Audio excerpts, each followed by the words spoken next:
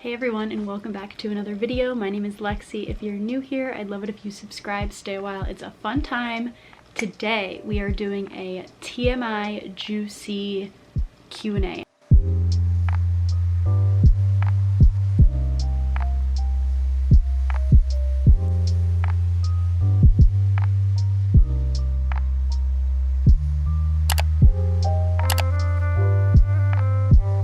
You guys over on my Instagram what you wanted to know, and I said no question is too juicy, so we're gonna go through a bunch of them and I'm super excited. I've been loving doing the week in my life videos and all of the vlogs, but I feel like we'd switch it up a little bit and kind of go through some questions. If you're new to my channel, this is gonna be like a fun Q&A. I don't know how much you'll get to know me from this video, but those of you that have been watching for a while, I asked what you wanted to see and someone requested a juicy TMI Q&A that was like a bunch of acronyms. Do I sound Gen Z? But why don't we just jump right into it? I guess before we get into the juicy stuff, I'll answer some common questions that I get. So I am currently living in Buffalo, New York. I am finishing up dental school in a couple of weeks, and then I'll be moving down to Southwest Florida to do a pediatric dental residency, and I'm so excited to be down there. My fiance Sean is already down there and has the apartment ready, so it's just gonna be moving me and the pets once the time comes and I'm graduated down to Florida. I am 25, I'll be 26 in July, and although we're engaged, we haven't started any of the wedding planning process because we just are all over the place. So once we get fully settled down in Florida, then maybe we'll start the process, but there's just so much craziness going on. So for right now, we're just happily engaged and we're gonna work on that when we have a little bit less craziness going on. But now that I've got, I feel like, all of the generic, most commonly asked questions out of the way, and I want to preface that even though I asked for like juicy TMI questions, there are going to be just some fun ones sprinkled in, so hopefully you're okay with that, because sometimes I like just like fun, random questions. So let's jump into the juicy stuff. So starting us off, I thought this one was just like a fun, random question that honestly I've never thought about until somebody asked. So this says, do you have a signature scent? And I feel like for the longest time, I just didn't like any perfumes, or like it was either too sweet, too like childish, or it was like too old lady-ish, and I couldn't find a scent that I like really liked. But very recently, I found some scents that I'm actually obsessed with, and I think especially once I move down to Florida, these are gonna kind of become like my signature scents. So I feel like this is like the perfect time. I wanna show you guys what I'm talking about, and you know that I am a girl balling on the budget, so as much as I hear like all these fancy scents like Le Labo and, you know, Tom Ford, Gucci, YSL, I'm like, I just can't justify spending that much money on a perfume, especially when I'm not a big perfume gal. But Dossier has completely changed the game, so let me just show you guys what I'm talking about. I think that having a signature scent is like a very mature adult thing, and it's something that I've always wanted. But these scents that people talk about and how like fantastic the perfume is and all this stuff, I just cannot fathom spending hundreds, like $300 on a perfume. Like, to me that is insane, especially on a dental school budget. That is just like not something I'm interested in. But I would love the idea of a perfume that smells mature, that isn't just like, you know, like a cheap body mist from like a teen store. So enter Dossier. They have answered literally all of my prayers. So if you don't know what Dossier is, basically it is, they have any scent that they reproduce, sort of like classic high-end luxury perfumes, but at a fraction of the cost. You're cutting out like the middleman designer name, and you're getting the same great scent for way cheaper. And if you guys know me, I'm a hoe for a deal. We love a good deal. So I picked out 2 scents on Dossier that I really wanted to try. That's another thing that's super great, is you can try out the fragrance like guilt-free, and if you don't like it, then you don't have to keep it. They have like a standard 30-day return period. They also have a new payment method that I saw when I was on their website, where you can actually get like money back. So they're like paying you in credit while you shop, which we love. So that is called Catch. You can check that out when you are at the checkout process. But let me just share with you guys the 2 scents and how much I absolutely love them. I'm also gonna have a discount code for them down below and I'll have it right here on the screen, but you can get 20% off just for like trying it out for the first time, being a new customer. And then I have a 10% discount that you can stack on top of that, so 30% off, and you're already looking at really affordable prices for high-end scents. So I'm very excited. The first one that I got is called Powdery Coconut, and I am horrible at describing scents to you guys. I wish I could just like hold it up and let you smell it, but I'm gonna read the note. This one is inspired by Tom Ford Soleil Blanc Eau de Perfume, which again, hundreds of dollars. I'll put the actual one on the screen here compared to Dossier's price. But basically, first of all, the packaging, very minimal, gorgeous, just like simple and elegant, and I'm obsessed. So where is it? Oh, it smells so good. Powdery coconut, but it's not too like sweet and coconutty that you smell like suntan lotion. Especially living in Florida, I feel like this is what I would want to smell like as someone who lives in Florida, even though I'm probably just gonna smell like sweat and stench from being in the hot sun all the time, but this is gonna help me change that. So this is Powdery Coconut. So this one is called Woody Sandalwood. This one is inspired by Le Labo Santal 33 Eau de Perfume. Same great packaging. Like so pretty, elegant, just like minimal. Like I would not mind leaving this out in my bathroom and it wouldn't look cluttered or crazy, and I like that they're the exact same packaging. And then this one also smells so good, and neither of these are like overpowering like perfumey scents. They both smell just kind of like a very natural but way better scent. So did I have a signature scent prior to these? No, like I said, I pretty much just wore deodorant and suffered with my natural smell. Sorry to everybody around me, but I can tell you that these two, especially moving to Florida, they will be coming with me, sitting on my bedroom and bathroom nightstands, and these will be probably what I wear every day. Okay, next question says, most embarrassing period story. I don't know if this is necessarily embarrassing, but this is like my favorite and probably only period story to tell. I was in 8th grade, I think it was like 13 or 14, and we were in Florida at my aunt's house for spring break, and it was actually April 1st. It was April Fool's Day. And my mom and aunt had like gone out to the grocery store, so it was just like me and Gabby at home. And I went to the bathroom in the morning and I was like, what's going on? You know, that like TikTok sound.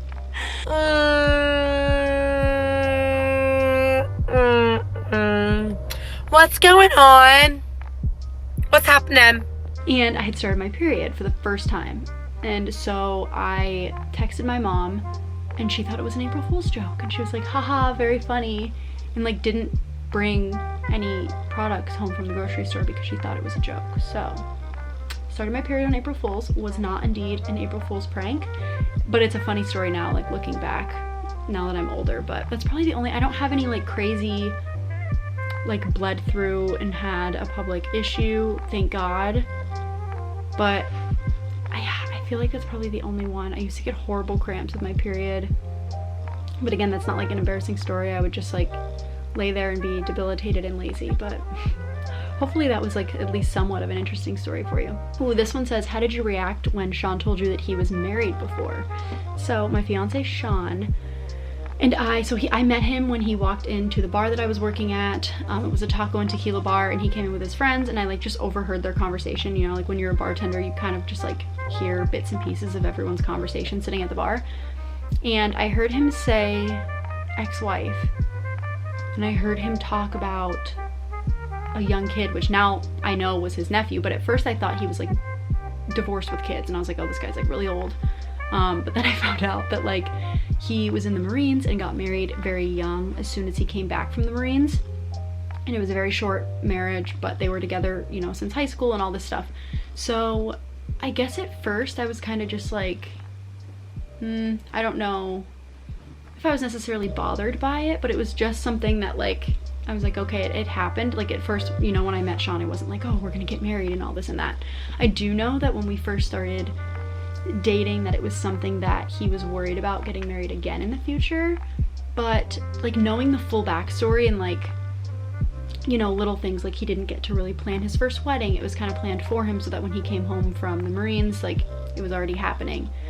He didn't get to include like a lot of his good friends now in the wedding, and like not a lot of people were at his first wedding, and so and it's very different from what we want in a wedding. So I would say like at times, you know, over the last 3 years, there were like moments where it definitely like kind of stuck with me that I was like, dang, like he's already gone through this once, but it was so different and a much more negative experience. He says that like this is still so exciting for both of us, and it does kind of still seem like he's experiencing all these things for the first time because it's so different. He's older now, he knows what he wants, he, you know, is included in the whole process. And so it was something that at first though he said he wasn't sure if he ever wanted to get married again, but here we are. I think it kind of also can be like a really good thing though, because he has gone through it all. He knows what he wants, doesn't want. He's made a lot of, you know, tough decisions and sort of like knows how to navigate a hard relationship. And I feel like we've both grown so much because of that, that I don't know, I come from 2 divorced parents, neither of them are remarried, but like I'm very realistic when it comes to that stuff instead of like romanticizing it all. So it was something that I knew we both really like needed to agree to put in the work and like make this work moving forward if we were gonna get married again. So next one says, how do you have trust in a long distance relationship? Trust and communication, I would say, are the 2 most important things if you're gonna be long distance. Granted, we've only been long distance for like a few months. It hasn't even been like a full year or anything like that. But I would say trust is something you kind of already have to have as a foundation before you're gonna be long distance, at least for me. We're both at a point where we both struggled with trust early on when we first started dating, and it was something that, because of our past, was something we really had to overcome, and both of us kind of understand what the other person needed in this relationship and sort of like navigating, you know, how to trust each other and how to make that work. And I think we've come a really long way. It's not something that we're ever going to be perfect at. You know, if we need reassurance or ever have doubts, I mean, I feel like we're very good at just having an open conversation around that, so we're able to work through all those things. But I think it's something that you kind of need to have as a foundation before you even enter into long distance, because if not, I think it makes it very difficult to have a positive experience while you're long distance. So I would say just have the hard conversations before it happens and know what each other needs to successfully make it through a long distance period, and have an end goal in mind. This one says, how do you deal with anxiety and girl drama? Oh, I was someone growing up that had to deal with a lot of girl drama. I was bullied, I was treated so poorly by girls that when it came time to even be in college, I was kind of like ready to find just like genuine friendships that weren't based on like status or drama or like small town things that, you know, I had experienced prior. So I was very lucky that when I came to college, I found, you know, 2 or 3 great girlfriends. But before that, I just was kind of the person that I'd rather just hang at home with my family, because I had such negative experiences with girl drama, and I found that girls can be so mean that I had a lot of guy friends, or I hung out with my sister or my family, just people that I knew were kind of there for me and not in it for the drama or the gossip. Even now I find that if I'm surrounding myself with people who are gossiping 24/7, it drains my energy and it brings me back to when I was the other end of that drama and gossip and treated poorly and bullied, and that's just not something I have time for in this stage of my life. Like, I'm 25.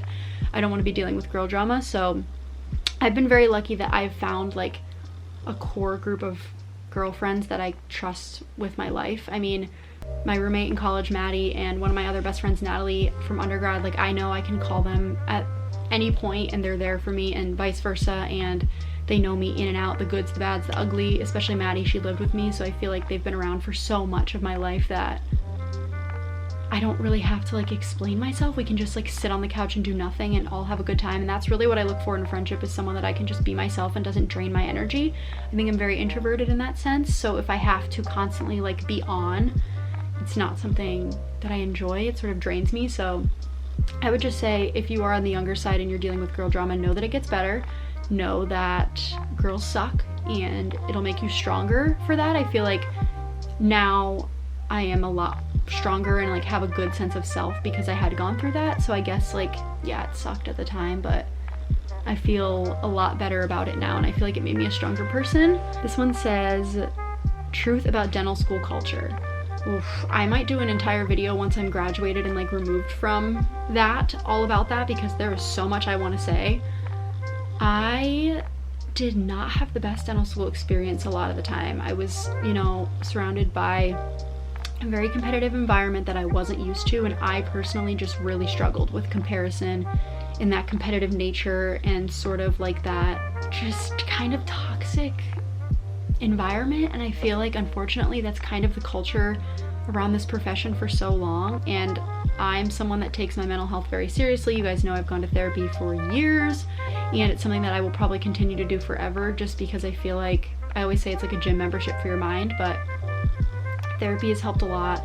Having supportive friends and family and Sean outside of dental school has been really helpful, but it was really hard. It's something that I wanted to go in and sort of like college, look at it as like a new experience, and I'm gonna make all these friends and it's gonna be so great, and it was really rigorous, really tough.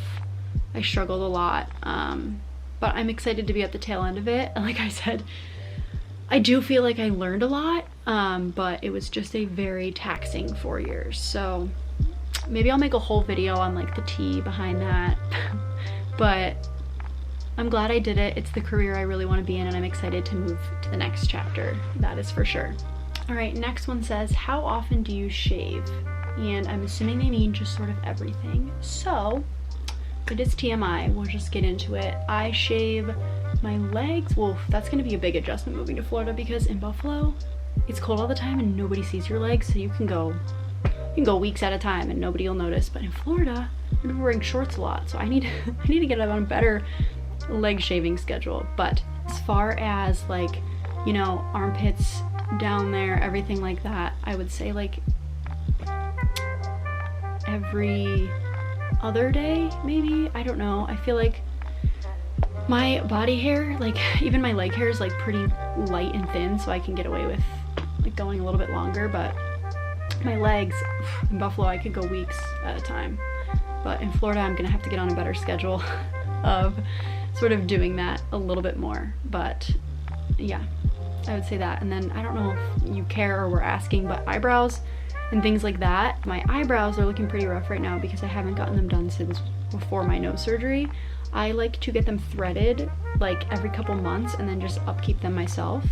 But you probably can't see from this far away, but they need to be done. Another thing, working on like doing it more often and keeping myself on track in that way. This one says, Sean seems more physically intimate than you, which is the same as me and my boyfriend. How do you find this balance? So yeah, Sean's love language is physical touch, like even just like holding hands in public and things like that, and mine is more so acts of service and quality time. So for me, he could just do the dishes and make me dinner after a hard day and like watch a movie with me on the couch and sort of have good conversations, and that's like enough for me. But for him, he's very much so like physical touch and words of affirmation and just like a little bit more, I guess, like stereotypical like romance, intimate, things like that. And that's one of the big things that we've had to overcome, is just like realizing our love languages are different and sort of thinking about what the other person needs and actively doing that. And that's something, especially in dental school, it's been so hard for me because I'm just stressed 24/7. I have so much to do, and like I don't think about the little things like that. So that's something that we've really struggled with, and he's been so patient with me, just like working through figuring out what I need and like working on what he needs and things like that. But it's something that, I've talked about with him and even my therapist, that like if I'm, for example, like just trying to get the dishes done because I have to get something done for school or social media, and he comes up and just wants to give me a hug, like I used to just get like so irritated, like no, I need to get things done, very like goal oriented, instead of like just taking a minute and like turning around and giving him a hug. Like that's not difficult, and that's something that would mean so much to him that to me I just sort of brush off. So working on that. I think once I leave dental school and I'm more of like on an even regular life schedule and just like lifestyle, it'll be a lot easier to like go on date nights and things like that and be able to like focus more on us and not so much just like getting through dental school and him starting his new job and things like that. But again, how do we navigate it? Lots of conversations, being honest about what we need, and just sort of trying to work on it. This one says, do you wish Sean didn't have as many tattoos? So if you don't know, I'll put a picture of Sean right here, but it's something that at first not bothered me, just like took me by surprise that his whole leg is covered. But now it's so normal to me, and like I don't mind his tattoos. A lot of his tattoos I really like, and it's just something that I feel like his personality is so just like fun-loving and, you know, goofy that the tattoos just sort of like create a balance, if that makes sense. Like, I don't know. I feel like when you see him and you see his tattoos, I feel like it can be kind of like, ooh, like what's that guy's deal? And then you talk to him and you're like, oh, like he's just goofy and whatnot. But so no, it doesn't really bother me. Do I think he needs more? No, I certainly don't. I feel like he has plenty. But again, it's his body. He can do what he wants with it. You know, I mean, I have one tattoo, if you can even count this little one. That's it. But yeah, they don't really bother me. This one says, how much money do you actually make from YouTube, brands, etc.? So this is something that varies so much, and I don't know if I'll try to like find some exact numbers, but with working with brands and brand deals, it varies a lot. I have like what I would say are like my ideal rates to charge for certain things like YouTube videos, Instagram posts, Instagram stories, TikToks, Reels, things like that. But if it's a brand that like, which first of all, I only work with brands that I really love, so I've definitely turned down like bigger money deals just because the brand like didn't make sense. So like I could have made more money and chose not to, just because I want this to be authentic and real and I don't want to share products that I don't like.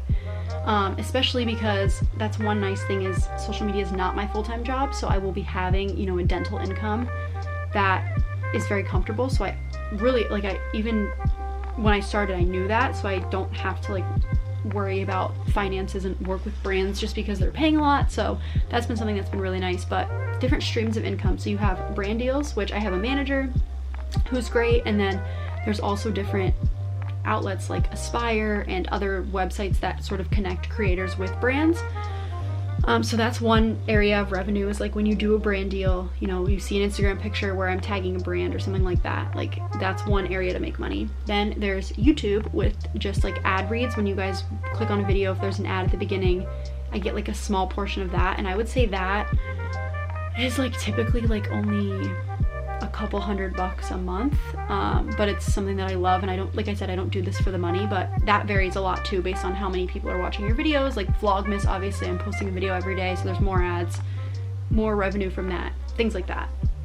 And then there's also like affiliate links, which is very small for me. I would say maybe $100 for the whole year, if that. But if there's a link from a website like Magic Links or like To Know It, usually you see like a lot of bloggers and fashion influencers posting clothing with like an affiliate link, and you get like a kickback or a small commission just for sharing the product again. And I would say that's kind of it. I'm on the TikTok Creator Fund, but I've never received any money from them, so I don't know like if I'm doing something, like I know that there's money in the system, but I don't know how to cash it out. So again, not a lot of money at all. I would say maybe $100 over the last 3 years. So I would say like the highest tier of what I'm paid is more of like brand sponsorships, and then I guess ad reads, and then I do a podcast with my sister, and we just signed with a network for that, so we'll be doing ad reads for that. Just like many different things, and like I said, it's never a constant stream of income. It's not like a salary where you know every week or every 2 weeks or every month you're getting paid this. It's very variable. So I hope that was helpful. I'm always like trying to be transparent with you guys because I have nothing to hide. I just don't know. It varies so much between different brands and projects and campaigns and all that jazz. Are you and Sean planning to buy a house in the future? And if so, do you know where? So I would love to buy a house soon. I feel like we've been renting for so long, but the housing market is insane and we don't know exactly where we want to live. We'd love to build a house, but again, crazy, you know, waiting periods on product to do that, and finding a builder and finding the land and all of that stuff. So we've been looking, but somewhere in Southwest Florida, somewhere between Fort Myers and South Naples, like anywhere in between there is kind of where we're looking. So we'll see. It's just something that, again, I'm not down there and settled yet, so we haven't been able to like go look at any places, and anytime we find something on Zillow, it's like pending within like an hour. So would we like to? Yes, but I'm also not like putting myself on a strict timeline, like, oh, we need to buy a house now, because there are benefits to renting. Like, yeah, it's not the most cost effective. We can have a mortgage for a nice house at the same price that we're renting our apartment, but there are nice perks, like especially in our Fort Myers apartment, like the view, the pool, the amenities, things like that. If something breaks, you just call them and they come fix it. You don't have to pay like an extra fee, things like that. So we're not in any rush. I'm trying not to put pressure on us, but yeah, we would like to. This one says, when do you want to start having kids? Not for a while. I'd like to be settled down there, and then we'll plan the wedding. And then married for a little bit. I want to travel a lot more with just me and Sean before we have kids, and sort of just financially, like, you know, if we were to have a kid right now, would it be the end of the world? No. But am I in the perfect mindset where I want to start having kids right now? Not at all. I'd like to wait a few years down the road, finish residency, be married, sort of like get our lives together, and then we'll talk about having kids. Tips on dealing with seasonal depression when the weather sucks. This is something that I struggle with a lot and really struggled with this year, especially because knowing that like Florida's on the horizon and it's so sunny and warm and things like that, that being in Buffalo where the spring is still dark, still snowy, cold, things like that, it's definitely taken a toll on me mentally. I'm the kind of person that loves, even just to see the sunshine right now, like coming in the window is putting me in such a good mood. But, you know, I love to be outdoors, I love to be active, I love to be doing things, and especially doing social media, like sharing those exciting things with you guys. And when it's dark, cold, dreary, and things like that, like I just have no motivation. You know, I'm like sad all the time and it's just like bleh. So some things though that like I like to sort of capitalize on and try to turn into a positive is sort of embracing the coziness of those seasons. So like, yeah, it's dark and cold and dreary and snowy, but like that's when I like to watch, like, you know, binge watch movies or TV and like use my, you know, heated mattress pad and like get all cozy, wear cozy pajamas and slippers and, you know, make tea and things like that to sort of like embrace that season. Twinkle lights, like Christmas lights, are honestly huge for me. Like, I don't know if it's a light thing because it is dark so much. I got a sunset lamp, which has been really nice at night to just sort of like not have like a harsh artificial light, but just have something different. Candles, another big one that I love, especially in those seasonal months where, you know, it's a little tougher to think of the positives, be motivated, things like that. Candles are huge. So just like trying to make the best of it, embracing the coziness, and then a couple little products that I think really helped. What is the last thing that made you cry? If you guys saw my last vlog, I had a breakdown just about stress of getting out of dental school and like finishing everything and figuring out how we're gonna move and things like that. So I would say just being overwhelmed with school was the last thing that made me cry. Last thing that made you laugh, probably Sean on FaceTime. The last time we were on FaceTime, we're watching the show The Ultimatum on Netflix and we're both just like cracking up at how insane it is. But he's just a character, so probably Sean on FaceTime would be the last thing that I laughed at. We'll end, we have like a couple more. How long does it take you to shower? I'm the kind of person that if I am gonna do a body shower, I can be in and out in like 2 seconds, just wash my body and get out. I don't want to hang out in the shower. But if I'm doing like a full shit, like what do they call it on TikTok? Like the shower, washing my hair, shaving, like deep scrubbing or exfoliating, and like, you know, things like that. I like to put on a YouTube video or a podcast and sort of like listen to that while I'm in the shower, and then I'll stretch it out a little bit longer if I'm, you know, doing a hair mask or something like that. And I would say like maybe 20 minutes max. And then we will end it with this one. It says, what type of underwear do you wear most often and find comfortable? This is a good question, a little TMI, spicy. My answer is not though. I just prefer like full coverage underwear where I'm not feeling like I have to pick my underwear out of my butt all day and have a wedgie and things like that. I love the ones from Soma. I'll link them down below if I can find the link, but they have like elastics and they're like invisible so you can't see them through most of my pants. They stay where they need to be. I think the shape is like bikini shape if I'm remembering correctly. As far as like with leggings, I would just rather not wear underwear than wear uncomfortable underwear to work out especially. So that's my MO with that. I like granny underwear and I don't really care. They're comfortable.